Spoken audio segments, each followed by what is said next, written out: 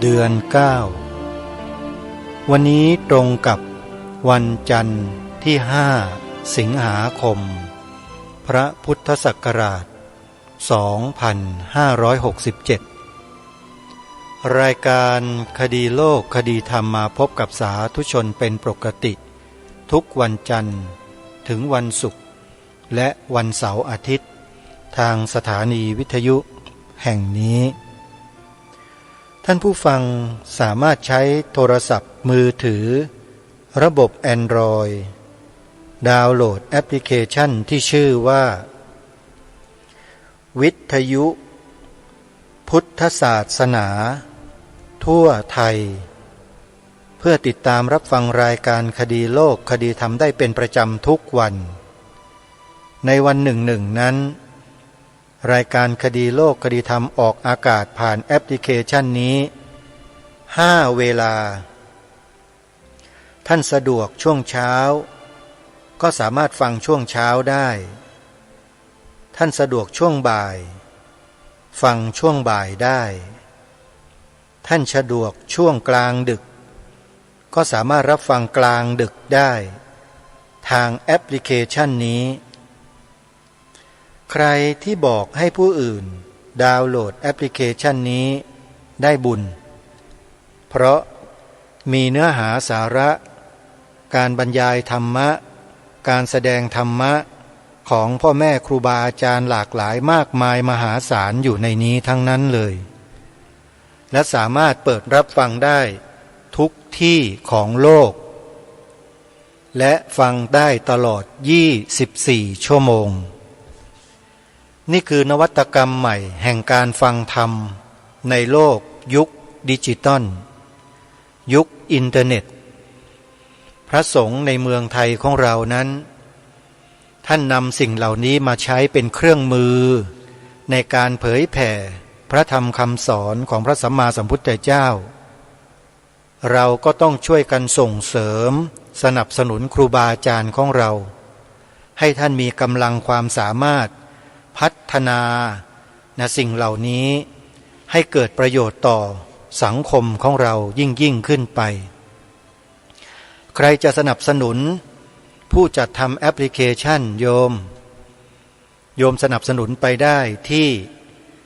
วัดป่าจริยธรรมเพราะที่นี่คือแหล่งกำเนิดแอปพลิเคชันวิทยุพุทธศาสนาทั่วไทยแล้วท่านเองก็มีค่าใช้จ่ายในการทำงานค่ากระแสไฟฟ้าค่าน้ำมันรถค่าเดินทางบริหารจัดการอะไรต่างๆมากมายโดยเฉพาะกำลังสร้างมหาอุโบสถบุญกฐินปีนี้หลังออกพรรษา1 วันวัดป่าจริยธรรมกำหนดไว้ตายตัวแล้วใครที่จะร่วมเป็นเจ้าภาพทอดกฐินสร้างอุโบสถของวัดป่าจริยธรรมปีนี้ก็เริ่มจับจองได้แล้วโยมโทรศัพท์ของวัดป่าจริยธรรมหมายเลข083-327-5700หรือจะติดตามรายละเอียดอื่นๆผ่านทางเพจผ่านทางเฟซบุ๊กผ่านทางเว็บไซต์วัดป่า .net ก็ได้มีรายละเอียดให้พวกเราได้ศึกษาเรียนรู้มากมายอยู่ในนั้นนอกจากวัดป่าจริยธรรมแล้วยังมีอีกวัดหนึ่งที่กำลังสร้างอุโบสถทรงเจดีย์พุทธคยาปีนี้ได้ประชาสัมพันธ์เชิญชวนญาติโยมเป็นเจ้าภาพทอดกฐินสามัคคีมีส่วนร่วมสร้างอุโบสถในปีนี้ด้วยกันนั่นก็คืออุโบสถทรงเจดีย์พุทธคยาจำลองวัดหนองกายอำเภอแม่แตงจังหวัดเชียงใหม่ท่านใดที่ยังไม่ได้จับจองเป็นเจ้าภาพกฐินปีนี้ให้กับวัดหนองกายติดต่อสอบถามรายละเอียดได้ที่หมายเลขโทรศัพท์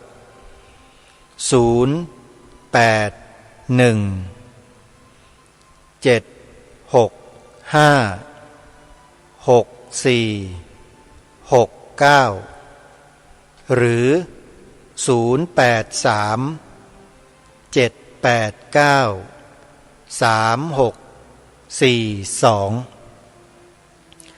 วนวัดศรีอุดมวงศ์อำเภอวังสะพุงจังหวัดเลยสร้างอุโบสถใกล้จะแล้วเสร็จ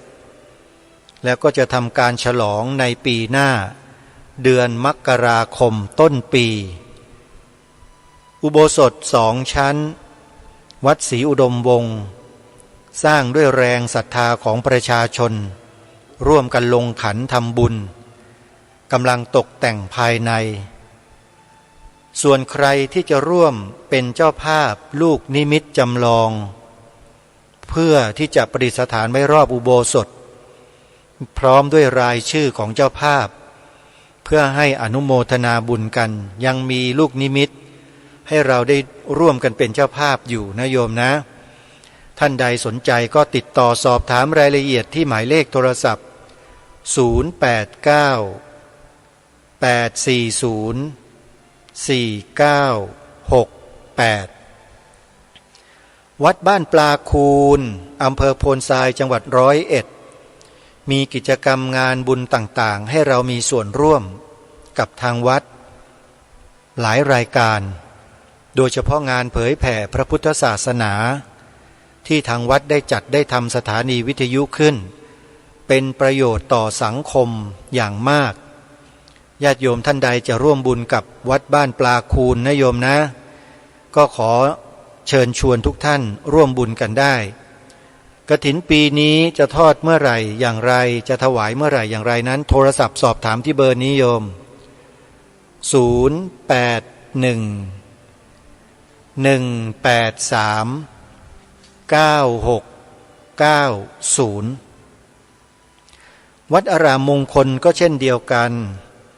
จัดทำจัดสร้างบูรณะปฏิสังขรณ์อาคารเรียนสร้างเสนาสนะให้กับพระที่เพิ่งจะอุปสมบทจากสามเณรมาเป็นพระมหาปรริญญาท่านก็รอศรัทธาสาธุชนร่วมบุญกันต่อเนื่องใครจะร่วมเป็นเจ้าภาพให้วัดอารามมงคลในงานต่างๆก็โทรศัพท์เข้าไปที่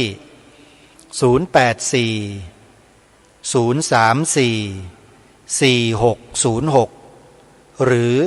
094-281-3500วัดสามชุกอำเภอสามชุกจังหวัดสุพรรณบุรีกำลังต้องการให้สาธุชนมีส่วนร่วมทำบุญซื้อที่ดินถวายวัดเพื่อขยายพื้นที่กิจกรรมที่เป็นบุญกุศลออกไปด้านหน้าวัดอีกแปลงหนึ่งทำสัญญาซื้อไว้แล้วโยมแต่ว่ายังจ่ายปัจจัยให้กับเจ้าของที่ดินยังไม่หมดจึงขอเชิญชวนญาติโยมร่วมเป็นเจ้าภาพซื้อที่ดินถวายวัดสามชุกกันโยมใครจะร่วมบุญโทรศัพท์ไปที่หมายเลข089-000-8462วัดฝายหินตำบลสุเทพอำเภอเมืองเชียงใหม่เป็นวัดที่อยู่ในเมืองเชียงใหม่เผยแผ่พระพุทธศาสนาให้ชาวเมืองได้ศึกษาเรียนรู้กันมาโดยตลอดและยังมีจิตใจเผื่อแผ่ให้กับวัดวาอารามในเขตจังหวัดเชียงใหม่อีกมากมายหลายวัดต่างๆเหล่านั้นมีกิจกรรมอะไรท่านก็จะไปถ่ายทอดสดกิจกรรมผ่านสถานีวิทยุของวัดฝายหินอยู่เป็นประจำการทำงานด้วยความเสียสละเป็นจิตอาสาแบบนี้ควรส่งเสริมสนับสนุนนะโยมนะทางวัดก็มีค่าใช้จ่ายในการเดินทางในการให้เบี้ยเลี้ยงกับเจ้าหน้าที่ช่วยกันดูแลค่ากระแสไฟฟ้าต่างๆขอเชิญชวนญาติโยมร่วมทำบุญกันกับวัดฝายหินโทรศัพท์ไปที่หมายเลข087-915-2924อนุโมทนาบุญทุกท่านทีนี้กลับมาที่จังหวัด101มีข่าวดีจะบอกกับสาธุชนผู้สนใจงานฟังธรรมมีกิจกรรมงานฟังธรรมในโครงการพุทธธรรมนำสุขของครูบาอาจารย์ในจังหวัด101 ขอเชิญชวนพุทธศาสนิกชนทั่วไปเข้าร่วมฟังธรรมและสนทนาธรรมเทศสามธรรมาสน์ปุจฉาและวิสัชนาโดยพระครูสุวรรณโพธาภิบาลรองเจ้าคณะจังหวัด101ประธานฝ่ายเผยแผ่จังหวัด101พระครูบุรพาธรรมบัณฑิตประธานมูลนิธิพุทธมรดกพระครูปริยัติกัลยาณกิจอำเภอเมืองสวงจังหวัด101พระมหาไครศรีขันติพะโลอำเภอเลิงนกทาจังหวัดยโสธรงานนี้จัดขึ้นวันเดียวนะโยมวันเสาร์ที่10สิงหาคมณวัดป่าศรีลารามบ้านนากระตึบนาเจริญตำบลท่าม่วงอำเภอเสรภูมิจังหวัด101ข่าวนี้ประชาสัมพันธ์ผ่านสถานีวิทยุวัดบ้านปลาคูนที่ญาติโยมกำลังรับฟังอยู่นะโยมนะอาตมาภาพขอบอกว่างานนี้ไม่ควรพลาดเพราะญาติโยมจะได้สาระดีๆจากองค์แสดงธรรมที่ไปแสดงในวันนั้นมากมายหลายประการเลยโดยเฉพาะท่านอาจารย์พระครูบุรพาธรรมบัณฑิตเจ้าวาดวัดหนองโมงบูรพารามซึ่งถือว่าเป็นพระสงฆ์ที่ปฏิบัติดีปฏิบัติชอบและเป็นนักเผยแผ่ธรรมทางพระพุทธศาสนาที่สำคัญรูปหนึ่งของจังหวัด101เป็นครูบาอาจารย์ที่รู้จักกันกับอาตมาภาพเคยไปแสดงธรรมในที่ต่างๆนะด้วยกันนะหลายที่แล้วในวันงานเปิดป่าฟังธรรมของสวนป่าสามัคคีธรรมในเดือนธันวาคมที่จะถึงนี้อาตมาภาพก็ได้ทาบทามติดต่อขอให้ท่านพิจารณาแล้วว่าถ้าไม่ติดภารกิจใดก็ขอนิมนต์ให้ท่านมาร่วมกิจกรรมงานวันเปิดป่าฟังธรรมด้วยนะไม่แน่ท่านอาจจะเมตตาเดินทางมาแสดงธรรมให้เราได้ฟังกัน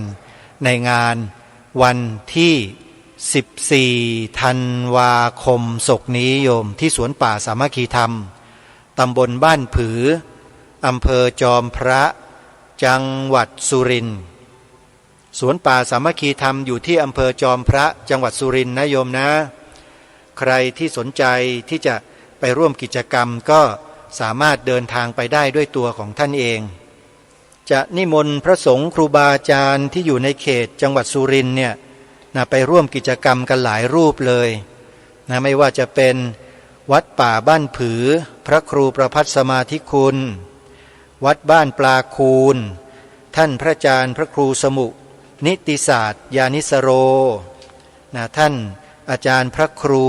ปริยัติสุทธิวงศ์วัดสุทธิวงศาเจ้าคณะตำบลหัวงัวอำเภอสนมสุรินทร์ท่านพระอาจารย์พระครูสมุหารนะเจ้าวาดวัดป่าอาเจียงอย่างเนี้ยที่สุรินทร์มีประมาณสัก 4-5 รูปแล้วโยมแล้วก็จังหวัด101นะพระครูบุรพาธรรมบัณฑิตอย่างเนี้ยแล้วก็ยังมีครูบาอาจารย์จากกาฬสินธุ์นะจากจังหวัดเลยของเราเนี่ยไม่แน่อาจจะมีจังหวัดสุพรรณบุรีมาร่วมด้วยนะท่านต้นนะฮะถ้าหากสะดวกก็จะขอนิมนต์ท่านเนี่ยได้มาร่วมกันก็ถือว่าเป็นสหธรรมิกเป็นผู้ร่วมงานเผยแผ่พระพุทธศาสนาด้วยกันแล้วก็คอยดูนั้นนะโยมนะแต่ที่แน่ๆก็คือสวนป่าสามัคคีธรรมเนี่ยยังจะต้องมีการลงทุนลงแรงจัดเตรียมสถานที่อีกจำนวนมากเลยโยมใครจะช่วยสนับสนุนในเบื้องต้นนี้ก็ยินดีนะโยมนะทำบุญช่วยสนับสนุนการเตรียมงานได้เลยสามารถโอนปัจจัยเข้ามาร่วมทำบุญกับสวนป่าสามัคคีธรรมได้ตั้งแต่เนิ่นๆที่ธนาคารไทยพาณิชย์เลขบัญชี114-214-9897อนุโมทนาบุญทุกท่านส่วนเบอร์โทรศัพท์สามารถโทรสอบถามที่อาตมาได้เลยที่094 662 6 935อนุโมทนาสาธุวันนี้จะนำเสียงการสนทนากันในรายการหนึ่งที่อาตมาภาพได้เข้าไปติดตามไปชมไปดูเรื่องราวเนื้อหาของรายการในวันนั้นปรากฏว่าเป็นเรื่องราวที่เกี่ยวกับกระเบื้องจานบ้านคูบัวจังหวัดราชบุรีที่จารึกถึงความเป็นมาเป็นไปของสุวรรณภูมิมีความเกี่ยวเนื่องกับประเทศไทยและคนไทยของเรามาช้านานนับหลายพันปีมาแล้วโยมแล้ววันนี้เมื่อเห็นว่าได้ปรารภและพูดเรื่องสุวรรณภูมิมาก่อนหน้านี้แล้วก็เลยจะให้เรื่องราวเนี่ยเกิดความสืบเนื่องและต่อเนื่องกันไปก็เลยนำคลิปรายการดังกล่าวเนี่ยมาเผยแพร่ให้พวกเราได้ฟังเนื้อหาสาระที่เกี่ยวข้องกับเรื่องดังกล่าวเหล่านั้นให้พวกเราได้ศึกษาเรียนรู้ไปด้วยกันแล้วก็เชื่อว่าพวกเรายังไม่เคยได้ยินได้ฟังเรื่องราวเหล่านี้มาก่อนกันหลายท่านเลยเมื่อได้ยินได้ฟังแล้ว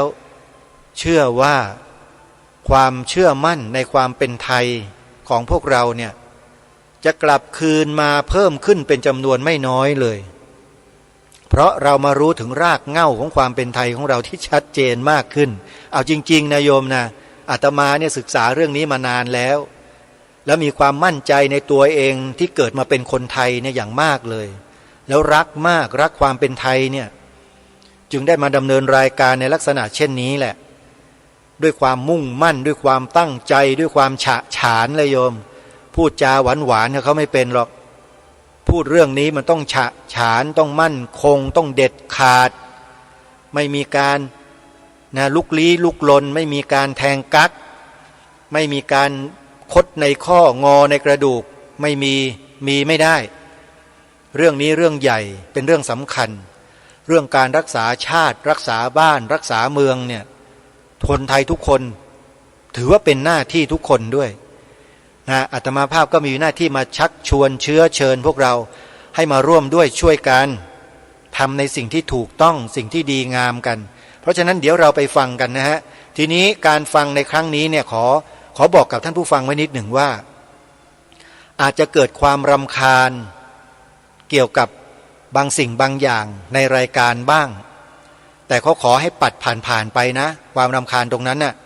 อาตมาเชื่อว่านักฟังเนี่ยจะต้องเกิดความรำคาญแน่นอนรำคาญแบบไหนอย่างไรขอให้ท่านแยกแยะเอาเองนะแต่เนื้อหาที่วิทยากรผู้ได้รับเชิญมาพูดในรายการที่เป็นผู้หญิงที่เป็นสตรีเนี่ยเนื้อหาสาระดีมากๆเลยโยมตั้งใจฟังสุภาพสตรีท่านนี้นักวิชาการท่านนี้ให้ดีนะแล้วเราจะได้ประโยชน์เยอะเลยแล้วที่จะแนะนำอีกประการหนึ่งก็คือสมุดปากกามีไหมหรือใช้โทรศัพท์มือถือบันทึกเสียงไว้แล้วไปฟังซ้ำๆฟังซ้ำๆก็ได้โยมเดี๋ยวนี้ในไลน์เนี่ยมันมีตัวบันทึกเสียงแบบยาวๆอยู่เรากดบันทึกเสร็จก็วางทิ้งไว้หน้าวิทยุเราเลยแล้วเสียงนั้นเราก็จะสามารถฟังได้ต่อเนื่องนะเนี่ยนี่คือคำแนะนำหรือปากกากระดาษจดสาระสำคัญเอาไว้ขอบอกว่าหลายท่านไม่เคยได้ยินได้ฟังเรื่องนี้เลยแล้ววันนี้จะได้ฟังเป็นครั้งแรกเดี๋ยวไปติดตามรับฟังพร้อมๆกันได้นะบัดนี้วันนี้มีเรื่องที่อยากจะถามท่านผู้ชมยกระดับการรับรู้เรื่องราวในสังคมไทยให้ท่านผู้ชมถอยวันเวลาไปให้ไกลกว่าปี 2565 ปี 2565 หมายความว่าวันที่พุทธศตวรรษที่1วันที่พระพุทธเจ้าปรินิพพานเนี่ยเราถอยได้ไกลประมาณอีก 5,000 ปีอีก 5,000 ปีมีเรื่องราวเรื่องเล่าในแผ่นดินสุวรรณภูมิอีกมากมายที่เป็นหลักฐานจารึกเอาไว้นะครับซึ่งมีหลักฐานที่เราเรียกว่าจารึกกอเบื้องจานคืออะไรเก่าแก่กว่าทวารวดียังไงในพื้นที่ของคูบัวราชบุรีนะครับเราพบถึง800แผ่นโชว์หน่อยโชว์ภาพที่เมื่อวานไปดูเนี่ยเป็นเขาเรียกว่าดินเหนียวที่ทำจนแข็งเป็นหินนะครับพบที่คูบัว800แผ่นที่พิมาย 500 แผ่นไผ่ล้อมนครปฐม35 แผ่นพริบพลีราชบุรีก็พบเช่นกันนะครับเก็บไว้ที่ไหนเก็บไว้ที่วัดโสมนัสนะครับอยู่ที่พิพิธภัณฑ์เดี๋ยวเราจะได้สนทนาเรื่องนี้กับท่านอาจารย์วรรณฤทธิ์ปราโมทย์นะครับณอยุธยาโครงการสารศาสตร์ศิลป์ถิ่นสวนภูมิท่านเองค้นคว้าวิจัยเก็บข้อมูลรักษาเอาไว้มาอย่างยาวนานพอศึกปั๊บท่านก็ส่งสัญญาณบอกผมเพื่อที่จะให้ไปรับรู้เปิดเรื่องราวเหล่านี้ไปสู่สังคมไทยให้ได้ศึกษารับรู้กันบ้างนะครับเราจะคุยกับอาจารย์วรรณฤทธิ์ปราโมทย์ณอยุธยาครับสวัสดีครับอาจารย์ครับสวัสดีค่ะถือเป็นวันสวัสดีอาจารย์ยุทธโยมครับถือเป็นวันที่ดีนะครับที่เราอยากจะให้ผู้คนในสังคมไทยกลับไปรู้เรื่องราวรากเหง้ารากฐานบนแผ่นดินนี้อย่างยาวไกลนึกถึงพุทธภาษิตนะครับบอกว่าต้นไม้ใหญ่ยาวสูงเท่าไหร่มันจะยังลากไปดินลึกเท่านั้นในเชิงความรู้นะฮะอาจารย์ครับกอเบื้องจานเนี่ยเราเรียกกอเบื้องจานกระเบื้องจานที่ว่าเนี่ยมันคือที่จานอักษรอาจารย์เล่าให้ฟังหน่อยว่ามันคืออะไรในแผ่นที่เราไปเก็บหลักฐานเอาไว้ตั้งแต่พิมายคูบัวและอีกหลายที่ที่อยู่ใต้ดินบางคนไม่รู้ก็เอาไปทุบเป็นหินทำรางรถไฟกันนี่ขอบคุณค่ะที่เปิดโอกาสให้ทางฐานข้อมูลกระเบื้องจานที่ทำโครงการสารศาสตร์ศิลป์ถิ่นสุวรรณภูมิเนี่ยค่ะได้มีโอกาสนำเรื่องราวมาเผยแพร่ในรายการสภากาแฟของท่านอาจารย์นะคะก็ความจริงเนี่ยกระเบื้องจานเนี่ยที่มาเนี่ยมันคือจารึกจากที่ดิฉันเริ่มมาศึกษาวิจัยนะคะงานนี้เริ่มต้นจากที่ดิฉันได้เคยอ่านหนังสือต้นผีไทยที่หม่อมเจ้าจันจิรายุวัฒน์รัชนีท่านไปศึกษากระเบื้องจานจากเจ้าคุณพระราชกวีอ่ำธรรมทัตโตที่วัดโสมนัสวิหารเนี่ยค่ะแล้วท่านก็เอามาพิมพ์เป็นหนังสือที่ชื่อว่าต้นผีไทยก็เลยทำให้ดิฉันมีโอกาสได้อ่านพออ่านเสร็จก็สนใจมากแล้วก็เริ่มเข้าติดตามหาเรื่องราวเหล่านี้ก็ได้มากราบเจ้าคุณพระราชกวีอ่ำธรรมทัตโตที่วัดโสมนัสวิหารจากนั้นก็ได้เริ่มศึกษาที่สำคัญคือได้กราบท่านชั่วปีเดียวท่านก็มรณภาพค่ะพอท่านมรณภาพแล้วหมายความว่าท่านเองตามเรื่องนี้ก่อนท่านทำมา35ปีจนกระทั่งท่านศึกษาคืองานศึกษาของท่านเนี่ยท่านเก็บรวบรวมแผ่นกระเบื้องจานเนี่ยเก็บไว้เอาเก็บไว้ที่กุฏิท่านเนี่ยเก็บไว้เต็มหมดเลยแล้วพอท่านมรณภาพไปช่วงนั้นฉันก็สนใจมากก็เลยแผ่นยาวๆที่ท่านเห็นในภาพนะครับคือจารึกพระไตรปิฎกซึ่งก็อาจจะช่วงพุทธกาลนะในช่วงที่อิทธิพลศาสนาเนี่ยค่ะแล้วพอเป็นอย่างนี้นะคะพอตอนแรกก็สนใจทีนี้ประเด็นที่ว่าทำไมถึงได้เข้ามาศึกษาอย่างนี้มากๆเนี่ยเพราะว่าพอหลังจากที่ก็ไปเรียนไปศึกเพราะว่าเราต้องสืบค้นให้ได้นะคะแล้วในที่สุดก็ได้ข้อมูลชัดเจนเลยว่าวัตถุโบราณวัตถุเนี้ยที่ถูกเรียกว่ากอเบื้องจานเนี่ยก็ถูกอาจารย์ที่ให้ทำวิจัยนี่แหละค่ะเพราะเขาเขียนปนกันไปหมดไงฮะท่านก็บอกไม่ได้งานวิจัยต้องกำหนดชัดเจนว่าจะกำหนดเป็นศัพท์เทคนิคอย่างไรเพราะฉะนั้นงานของฐานข้อมูลกระเบื้องจานภายใต้การสนับสนุนของมูลนิธิพระราชกวีอ่ำธรรมทัตโตเนี่ยเราก็ประชุมแล้วก็สรุปบัญญัติเป็นศัพท์เฉพาะซื้อทักษะทางเทคนิคทางวิชาการเลยเรียกหลักฐานนี้ว่ากอเบื้องจานกอเบื้องจานค่ะอ่านว่ากอเบื้องจานแต่กอไก่ตัวเดียวนี่แหละค่ะแต่วิธีการอ่านค่ะเป็นจารึกที่บันทึกเรื่องราวประวัติศาสตร์หรือประวัติศาสตร์ต้นชาติพระพุทธศาสนาและผู้นำของไทยในก่อนเราเรียกว่าขุนค่ะคือผู้ปกครองคือเป็นพระมหากษัตริย์ของเราเนี่ยแหละค่ะก็เลยเรียกว่าต้นชาติศาสตร์ขุนไทยตามที่เจ้าคุณพระราชกวีอ่ำธรรมทัตโตท่านเขียนพิมพ์เป็นหนังสือเอาไว้คือพ่อขุนรามคำแหงเนี่ยในปี1826นะฮะก็ถือว่ายังเล็กๆนะฮะ1826พุทธศตวรรษที่18แต่นี่ถอยได้เลยไปถึง 5,000 ปีก่อนหน้านี้อีกในการบันทึกเรื่องราวนะครับอาจารย์ครับแผ่นนี้เนี่ยมันสร้างจากอะไรครับแผ่นนี้ ตามที่เขียนแล้วพบในที่จากหลักฐานก็เบื้องจานก็เขียนไว้ชัดเจนนะคะว่าท่านมนต์ขอมพิษณุเป็นผู้คิดขึ้นมาก็จะกล่าวถึงท่านมนต์ขอมพิษณุเราต้องกล่าวชื่อท่านเป็นภูมิปัญญาขอมท่านเป็นครูบาอาจารย์แต่ตำแหน่งครูบาอาจารย์ในยุคเมื่อพศ200กว่า235ช่วงที่พระธรรมทูตสายพระโสนะที่พระเจ้าอโศกส่งมาค่ะช่วงพศ235ช่วงนั้นเนี่ยกษัตริย์ในยุคนั้นของเราชื่อว่าพระเจ้าโลกนะละวะตามจารึกนะคะที่บันทึกไว้แล้วก็ขอมที่ปรึกษาบ้านเมืองคือครูบาอาจารย์เนี่ยที่เป็นใหญ่ก็คือท่านมนต์ขอมพิษณุครับท่านก็พอจะฉลอง300ปีพระพุทธศาสนาการว่าท่านอยู่มาในยุคของพระเจ้าตะวันอธิราชพระโสนะก็คือท่านพระโสนะเนี่ยท่านตายละท่านมรณภาพไปละพระเจ้าตะวันก็ต้องการให้ฉลอง300ปีพระพุทธศาสนาการก็เลยบอกเราต้องบันทึกพระไตรปิฎกบันทึกทุกอย่างทำยังไงจะบันทึกได้อย่างรวดเร็วจดไว้จดเพราะว่าฐานกระเบื้องที่มีอยู่ที่จานมาเนี่ยมันจะไม่พอที่เห็นไม่ใช่ลายดินเหนียวนะครับมนุษย์ยุคนั้นเนี่ยใช้การเขียนลงไปบนแผ่นดินเหนียวผสมยางไม้เนี่ยประเด็นคือพอกำหนดว่าซึ่งอันเนี้ยพอดีฉันศึกษาเนี่ยค่ะว่าโอ้แสดงว่าเมื่อก่อนเนี่ยมันไม่ได้ทำอย่างนี้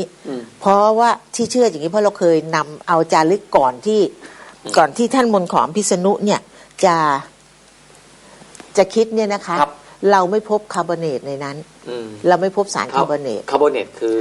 สารคาร์บอเนตนี่คือค่าผินปูนที่จะทำให้เราพบอะไรพบหลักฐานตรวจอายุได้ทีนี้ก็เลยจึงได้ทราบว่าแล้วพอไปเจอแผ่นกระเบื้องจานก็บอกเลยว่าพระเจ้าตะวันเนี่ยขอให้พระเจ้าโลกขอให้ท่านมนต์ขอมพิษณุเนี่ยคิดทำแผ่นจารึกเพื่อบันทึกจารึกทำแผ่นเนี่ยทำแผ่นกระเบื้องเนี่ยทำแผ่นกระเบื้องนี่เพื่อจานคือจดเพื่อใช่เพื่อเรื่องราวของพระพุทธศาสนาเรื่องราวของพระอรหันต์สุวรรณภูมิและพระธรรมคำสั่งสอนและเรื่องราวของประวัติของเมืองต่างๆคือประวัติของเมืองต่างๆนี่เขาเป็นจดหมายเหตุอยู่แล้วพอขึ้นรัชกาลขุนคนไหนขึ้นครองเมืองเขาก็จะเขียนไว้ชัดเจนเลยว่าเขาเนี่ยครองเมืองพศเท่าไหร่มีเมียชื่ออะไรมีลูกชื่ออะไรนี่ก็เป็นตำราเก่าที่เขียนบันทึกเอาไว้ถึงเมืองสวงเมืองแผนเมืองแมนนั่นแหละค่ะซึ่งเกินจินตนาการของมนุษย์เพราะมนุษย์คนไทยตอนนั้นรับรู้แค่สุโขทัยพอพูดถึงเมืองแมนเมืองสวนนี่คิดว่าอยู่บนสวรรค์คิดเอาเองว่าอยู่บนสวรรค์ ตอนนั้นถ้าจริงๆแล้วถ้าเราพูดถึงชาวบ้านนะภูมิปัญญาชาวบ้านเนี่ยเขาจะเชื่อกันเรื่อง16ชั้นฟ้า15ชั้นดินกันมานานแต่เราเนี่ยไม่ได้เรียนค่ะเขาถูกปลูกฝังเรื่องคติชนความเชื่อของเขามีการไหว้ผีมีการเขาเรียกอะไรเนี่ยสารผีกลางบ้านไม่ต้องห่วงเลยก่อนพุทธกาลเนี่ยเขานับถือผีกันผีเทวดาผีฟ้าไปไกลก็โน่นเมืองแถนอีกครับเนี่ยอาจจะเรียกคุณหมีได้ไหมคะครับเรียกหมีคืออย่างนี้ค่ะพอท่านไปชมที่ไทนี่มิวเซียมใช่ไหมคะแล้วท่านก็ถ่ายรูปออกมาแล้วท่านก็ขึ้นปกออกมาอย่างเงี้ยเนี่ยขึ้นปกอย่างเงี้ยออกมานะคะปกนี้ค่ะดิฉันก็เลยดูเลยแผ่นนี้จะมีตัวอักษรไทยเลขไทยว่า269โอเคเขาจะมีบอกเลยว่าแผ่นนี้คือลำดับอ่านที่เจ้าคุณพระราชกวีท่านเวลาท่านหยิบมาอ่านท่านก็จะเขียนลำดับอ่านของท่านไว้ครับแล้วเขียนไว้เลยแล้วเขียนลงกระดาษฟูลสแคปด้วยนะคะแล้วลงว่าท่านอ่านจบวันไหนครับวันนี้เราจะก็ดิฉันก็จะไปศึกษาตรงเนี้ยแล้วเนื้อหาในนั้นเนี่ยอ่านได้ไหมคะอ่านได้ครับก็ปรากฏว่าพอท่านบอกว่าแผ่นนี้ดิฉันก็ไปพบเลยก็เขียนไว้ว่านะโมพุทธัสสะพ่อชื่อโสภณะแม่ชื่อทองก้อนตัวนั้นชื่อแถนเป็นชาวกาหลงชานเมืองตะวันใต้คนยานจรณะอ้อนวอนเมื่อออกบวชโสนะให้ชื่อมคตว่ามาลชโยบวชในอุโบสถแผ่น้ำเดือนเด่นฟ้าสร้างเมืองช้างค่อมตั้งชื่อแก่เมืองสร้างใหม่ว่าเมืองธรรมราชตั้งขุนคุ้มธรรมาโสกราชครองคุ้มเมืองเชิญมูนิยะ กำหนดนิมิตสีมาวัดมหาธาตุให้เฝ้าวัดอยู่6 ปีให้คนบวชได้220 คนเนี่ยสั้นๆในแผ่นเดียวเนี่ยรู้ประวัติที่นครศรีธรรมราชคาดว่าเป็นนครศรีธรรมราชใช่ค่ะเพราะว่าจากงานติดตามไปเนี่ยยืนยันแล้วว่าใช่ทีนี้ก็เลยเป็นเข้ามาของโครงการพระพุทธศาสนาเข้ามาของโครงการเนี่ยศาลศาสตร์ศิลป์ถิ่นสุวรรณภูมิแล้วก้าวไปถึงโครงการพระพุทธศาสนากับศิลปะวัฒนธรรมก็จะเข้ามากับนี้ค่ะอาจารย์ครับสนใจมากว่าแผ่นที่ว่านี้เนี่ยมันอยู่ที่ไหนกันบ้างในแผ่นดินของสุวรรณภูมิหรือประเทศไทยไปเก็บกันมาเนี่ยหนึ่งภูบัวอยู่ที่ราชบุรีค่ะพี่ไม้พบ500 แผ่นวัดไผ่ล้อมพบ35 แผ่นตำบลท่าเรือจังหวัดนครศรีธรรมราชพบ100 กว่าแผ่นพิพลีพบอีกนะครับไม่บอกจำนวนแต่อู่ทองสุพรรณบุรีเนี่ยพบถึง160 แผ่นโอ้โหมหาศาลเลยพบมากหลักฐานเหล่านี้ไม่มีความรู้ก็เอาไปทุบทำเป็นพระสมเด็จขายก็มีไม่มีความรู้ก็เอาไปทุบทำเป็นถนนลาดยางมอตอยก็มีก็เป็นของที่เขาเคารพศักดิ์สิทธิ์เรื่องถมถนนลาดยางมอตอยเนี่ยเป็นเรื่องในอดีตเก่าแก่มากซึ่งก็ไม่อยากจะพูดถึงแล้วแต่ว่าการเอาไปทุบทำพระเนี่ยมีบ้างก็มีเข้ามาอยากได้เอาไปเพื่อไปทำมวลสารนะคะเหมือนเราต้องไปทำมวลสารไปทำมวลสารเพื่อความศักดิ์สิทธิ์เพราะว่าอันเนี้ยเขาเชื่อว่าศักดิ์สิทธิ์เพราะว่าเป็นดินดานเนี่ยขุดในยุคสมัยนั้นน่ะอย่างนั้นก็ใส่ตู้เซฟครับอาจารย์อย่าให้ใครเอาไปเดี๋ยวดินดานแล้วเอาเนี่ยท่านมนขอมเนี่ยในที่สุดก็ทวนกลับมาท่านมนขอมท่านอัจฉริยะมากท่านก็คิดเอายางไม้ที่ชื่อว่ากระบอกต้นกระบอกยางต้นกระบอกค่ะเอามาผสมก็ตอนที่ไปลงพื้นที่ไปค้นหาเนี่ยแล้วก็บอกว่าต้นกระบอกเนี่ยมีคุณประโยชน์มากแล้วก็เป็นไม้เก่าแก่จะสังเกตว่าจะมักจะเกิดอยู่ในเมืองโบราณเป็นไม้สูงใหญ่แล้วในยางกระบอกเนี่ยมันจะมีสารที่เรียกว่าคาร์บอเนตดังนั้นพอกระเบื้องจานพวกนี้เอาดินดานผสมกับยางเนี่ยในที่สุดนานวันเข้ามันก็เกาะตัวกลายเป็นหินเพราะว่าสารคาร์บอเนตเนี่ยทำให้ดินเนี่ยแข็งจนกลายเป็นหินไม่หินปูนแล้วก็จนกลายเป็นหินนี่เลยจนกลายเป็นแผ่นพอแผ่นตอนเขานิ่มเนี่ยเราเขียนได้ตอนเขานิ่มคนโบราณเห็นว่าพอนิ่มปั๊บเขาก็จานลงไปเลยเหมือนเราทำกระเบื้องปูพื้นอะไรก็ต้องลักษณะเดียวกันที่มีตอนนี้ครับอันนั้นก็คือภูมิปัญญาที่เราได้ศึกษาจากกระเบื้องจานครับเนี่ยค่ะถามอาจารย์นะครับว่ามันบอกเล่าอะไรบ้างเวลาเราเข้าไปทำวิจัยเห็นแล้วเนี่ยแต่ละพื้นที่นะครับแต่ละพื้นที่เนี่ยเล่าอะไรไว้บ้างในก่อเบื้องจานอย่างเช่นที่อาจารย์สนใจของทวาราวดีนะคะเพราะฉะนั้นในกระเบื้องจานที่พบที่วัดไผ่ล้อมเนี่ย35 แผ่นก็จะเล่าประวัติการสร้างทวาราวดีทีนี้ในเนื้อเนี้ยทำให้เราในเนื้อหาเนี่ยพอเราอ่านเราก็เลยเข้าใจว่าสุวรรณภูมิอยู่มาตั้งแต่ครั้งพุทธกาลพ.ศ. 1ขึ้นมาจนถึงพ.ศ. 1000เนี่ยก็มีการสื่อสารเขาเรียกปฏิสัมพันธ์กันระหว่างรัฐต่อรัฐอยากให้เปิดแผนที่คร่าวๆนะครับที่ส่งไปให้เนี่ยในลุ่มแม่น้ำเจ้าพระยามีลุ่มแม่น้ำท่าจีนนี่มีแม่น้ำท่าจีนแม่น้ำเจ้าพระยาแม่น้ำบางปะกงเห็นคูบัวไหมครับคูบัวนี่อยู่ที่ราชบุรีฉะนั้นผู้คนจากเนปาลอินเดียใต้ทั้งหลายทั้งปวงก็ย่อมเดินทางมาสู่อาณาจักรคูบัวเกิดขึ้นในพุทธศตวรรษที่12โดยประมาณสุโขทัยคืออยู่ชั้นในเข้าไปอีกนะครับอยู่ชั้นในเข้าไปต้นแม่น้ำโนนอยู่ทางภาคเหนือตอนล่างเกิดขึ้นรับรู้ได้ประมาณศตวรรษที่17-18ก็เป็นเมืองแต่ว่าคูบัวเกิด12ห่างกันเกือบ700 ปีครับอาจารย์อันนั้นคือเอกสารที่เราเรียนที่เรารับรู้มาแต่ในจารึกกระเบื้องจานเนี่ยเราจะชัดเจนเลยว่าเมืองคูบัวเนี่ยเกิดขึ้นเมื่อพ.ศ. 5มีการขุดล่องตามคลองเขาเรียกคลองหนองยาวเข้ามาสู่เมืองแล้วก็สร้างเมืองผ ผม ให้ ไป ชื่อ มา สุ แล้ว วรรณภูมิเพื่อมีวัดโขลงค่ะ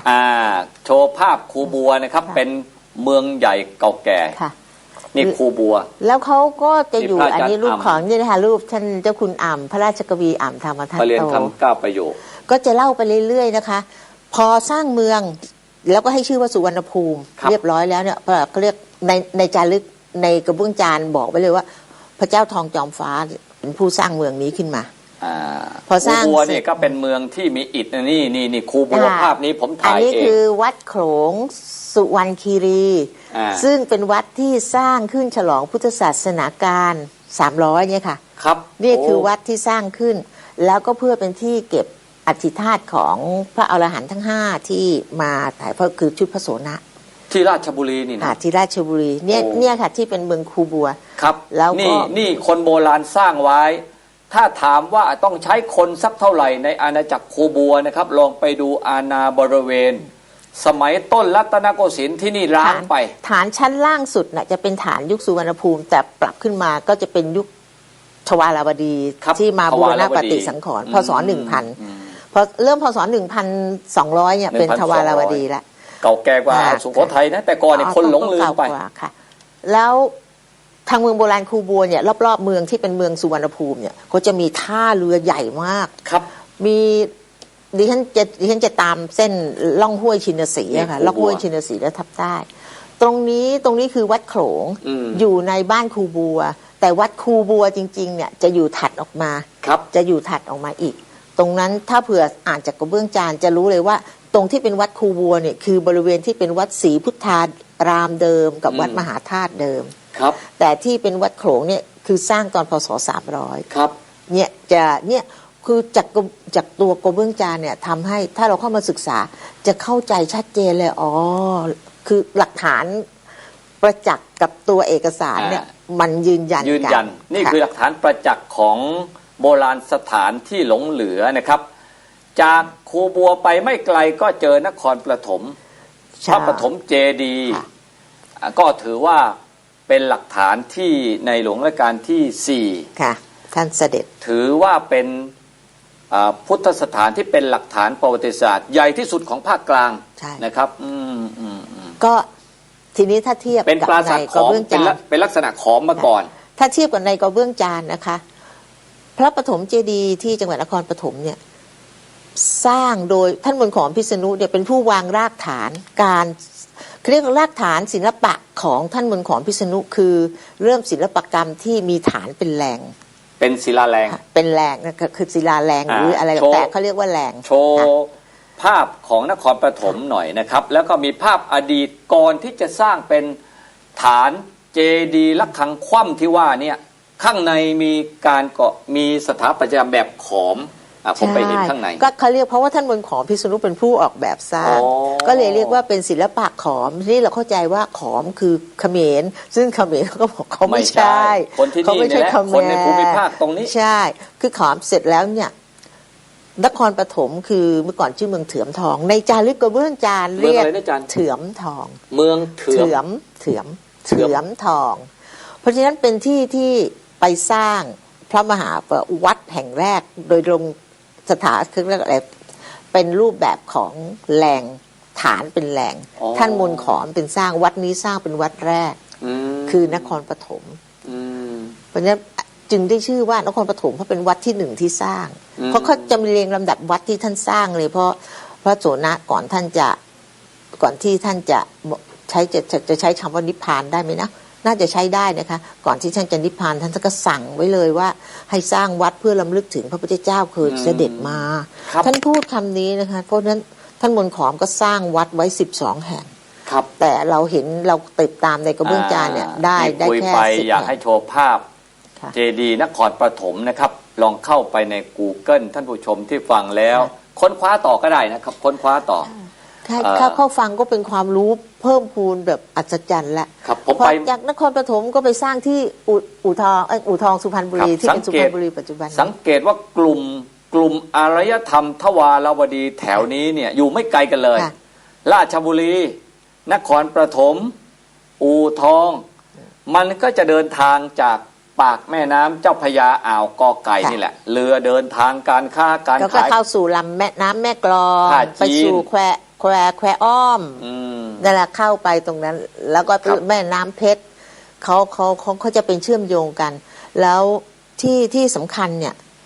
ถ้าเราเปรียบเทียบกับเรื่องวรรณกรรมเรื่องอีเหนาเรื่องดาหลังเนี่ยนะคะเขาจะมีกลุ่มพวกกษัตริย์วงเทวันกับวงอสันเดวาอินโดนีเซียเนี่ยข้อมูลเหล่านี้ไปอยู่ในอินโดนีเซียถ้าเราอ่านกระเบื้องจานเราจะเห็นความสัมพันธ์ของเราในยุคนั้นยุคขององค์เดือนเด่นฟ้าพิเศษกับพระราชินีเครื่องจุนาขันละตูแห่งชวกะละวกะแล้วในที่สุดองค์เดือนเด่นฟ้าก็ให้จะต้องคือพระนางเครื่องจะต้องกลับไปปกครองทางใต้ท่านผู้ชมเห็นภาพพระมหาเจดีย์ใหญ่ที่นครปฐมนะครับนี่เป็นรูปแบบที่ระฆังคว่ำ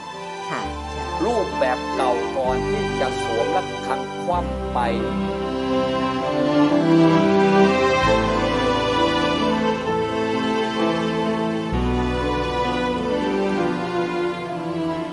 สาธุชนผู้ฟังทุกท่านเรื่องราวเนื้อหาสาระที่นำมาเปิดยังไม่จบฟังมาถึงจุดนี้ด้วยความตั้งใจเชื่อว่าหลายๆท่านให้ความสนใจเป็นพิเศษเพราะนี่คือสิ่งที่เกิดขึ้นใหม่ล่าสุดทางประวัติศาสตร์เท่าที่สามารถค้นคว้าและวิจัยได้โดยนักโบราณคดีนักวิชาการของเมืองไทยของเราประวัติศาสตร์ในช่วงนี้ของไทยเราเนี่ยไม่ได้ถูกหยิบยกขึ้นมาเป็นหลักทางวิชาการตั้งแต่เริ่มต้นพัฒนาการศึกษาในประเทศไทยของเราเลยระบบการศึกษาของชาติบ้านเมืองไทยของเราแรกเริ่มเดิมทีนั้นเราศึกษากันแบบโบราณฐานความรู้ต่างๆยังคงมีเนื้อหาสาระเรื่องราวในลักษณะดังกล่าวเนี่ยหลงเหลือให้ได้ยินได้ฟังกันอยู่บ้างแต่พอหลังจากเปลี่ยนแปลงการปกครองประเทศไทยจากสมบูรณาญาสิทธิราชย์มาเป็นระบอบประชาธิปไตยเสรีประชาธิปไตยเนี่ยสิ่งเหล่านี้ถูกเก็บเงียบหมดเลยไม่มีมาให้เราได้ยินได้ฟังได้เห็นแม้แต่นิดเดียวเป็นระยะเวลาเกือบ100 ปีที่ผ่านมาในปัจจุบันนี้มีผู้ที่รักและหวงแหนมรดกรากเหง้าของชาติบ้านเมืองกลัวจะสูญหายจึงได้รื้อฟื้นทางวิชาการขึ้นมาและก็มีผู้ที่นำเสนอผ่านรายการทางรายการคดีโลกคดีธรรมมองเห็นแล้วว่าเป็นประโยชน์ต่อพวกเราแน่นอนจึงได้นำมาเผยแพร่ด้วยต้องขอขอบคุณรายการสภากาแฟจาก ASTV ที่ได้เผยแพร่เรื่องนี้รายการคดีโลกคดีธรรมขอยกย่องและขอสนับสนุนการเผยแพร่เนื้อหาที่เป็นประโยชน์ต่อชาติบ้านเมืองต่อส่วนรวมของเราเช่นนี้ขออนุโมทนาอย่างยิ่งและเดี๋ยววันพรุ่งนี้เนื้อหาสาระก็จะค่อยๆเข้มข้นขึ้นเรื่อยๆเข้มข้นขึ้นเรื่อยๆเดี๋ยวเรามาติดตามรับฟังกันในวันพรุ่งนี้ต่อ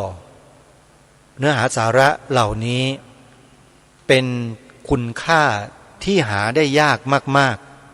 ๆแล้วสักวันหนึ่งรายการคดีโลกคดีธรรมนี่แหละจะได้ไปศึกษาค้นคว้าหาข้อมูลเหล่านี้มาเพิ่มเติมแล้วก็จะมาบอกเล่ากับท่านผู้ฟังโดยลำดับถ้ามีจังหวะเวลามีโอกาสและที่สำคัญก็คือถ้ามีผู้สนับสนุนมีทุนในการดำเนินการรายการคดีโลกคดีธรรมทำแน่นอนท่านผู้ฟังแต่ตอนนี้เทวดายังไม่โปรดก็ต้องรอกันไปก่อนนะโยมนะเอาละท่านสาธุชนพูดมาจนถึงเวลาช่วงสุดท้ายแล้วขออนุโมทนาบุญกับทุกท่านที่ติดตามรับฟังรายการมาด้วยดีโดยตลอดแล้วอย่าลืมในวันที่10 สิงหาคมศกนี้ไปฟังธรรมและสนทนาธรรมเทศ3 ธรรมาสน์ปุจฉาวิสัชนาที่วัดป่าศรีลาราม บ้านนากระตึบหรือนาเจริญตำบลท่าม่วงอำเภอเสรภูมิจังหวัด101กันนะโยมนะมีเบอร์โทรศัพท์ใครที่สนใจจะไปร่วมกิจกรรมโทรศัพท์สอบถามที่พระครูสุตะธรรมวิสุทธิ์หมายเลขโทรศัพท์064-856-3339หรือที่อาจารย์พระครูบุรพาธรรมบัณฑิตหมายเลขโทรศัพท์089-861-7486ขออนุโมทนาบุญทุกท่านวันนี้เวลาของรายการหมดลงแล้วต้องขอสมมุติยุติไว้แต่เพียงเท่านี้พบกับรายการได้ใหม่ในวันพรุ่งนี้ขอความสุขสวัสดีในธรรมแห่งองค์สมเด็จพระบรมศาสดาสัมมาสัมพุทธเจ้าจงปรากฏเกิดมีขึ้นในจิตใจของท่านผู้ฟังทุกท่านทุกคนเทินขอเจริญ